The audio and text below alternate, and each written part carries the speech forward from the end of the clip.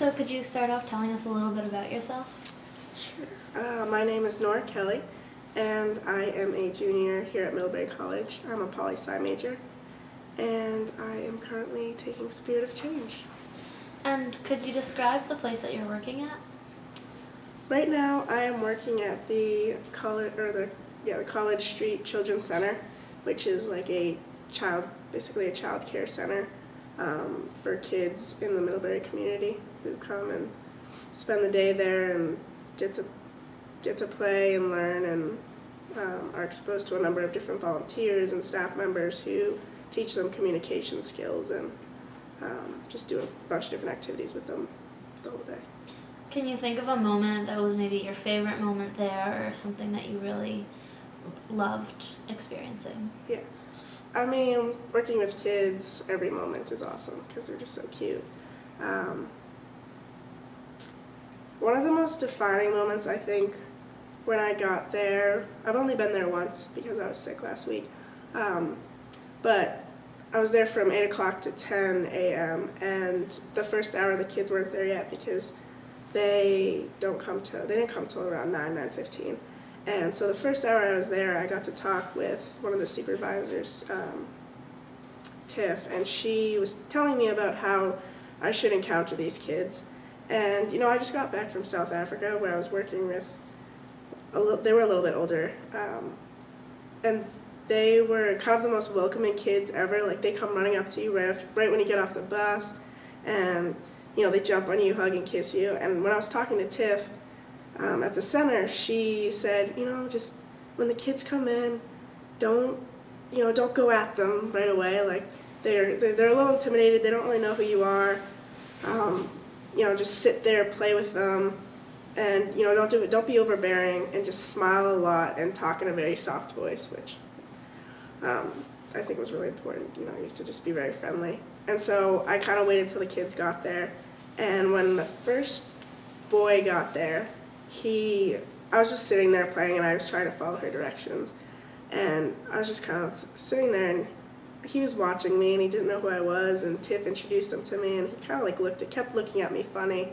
And then after about 10 minutes of kind of, eyeing me, and he wanted someone to read him a book, and, I didn't want to be overbearing like she said, so I just waited, and then he eventually came up to me and sat in my lap and was like, "Can we read this?" And, I think it just says a lot about how vulnerable kids are, and it takes them a little bit, but after a while they start to really trust you, and it's amazing how kids work. And I think that also, what was cool is that it taught me a lot about kind of how people work, and I think that how kids work is very reflective of how kind of people can come together to make a change. I was actually thinking about this because with the whole Spirit of Change, the ability for kids to allow themselves to be vulnerable and to trust you and to, ask you for help is super critical when people want to make a change in their lives. They have to make themselves vulnerable and they have to ask for help. So in that moment, when he finally kind of let loose and just let me read him a book, it was just cool to see the vulnerability in him. Great. Do you think that, so it sounds to me like you think that vulnerability and social justice go hand in hand. Yep. Can you talk a little more about that? Mm-hmm. Well, I think that with any project that you're going to work on, or with anybody who needs help or anyone who suffers from poverty, we had the chance to talk to, I forget her name, but the woman from Nutty Staffs, who talked a lot about how she needed to make herself vulnerable to start her business. She needed to ask for help to start it. And I think that's with a lot of people who start, you got to start somewhere. And when you're starting from the bottom and you're trying to work your way up, you got to ask for help. And as much as you don't want to, or you really don't want to make yourself vulnerable, you have to. And that's the only way that you're going to be able to make a change and make a difference in your life and, seek prosperity, is to ask for help when you need it. And now changing gears a little bit away from the individual, but more a structural approach, what do you think is one of the leading causes of poverty? Um, I think for the most part, it obviously has to do with, I mean, in America specifically, I think it has to do with just our system. I think one of the most important things is just ignorance.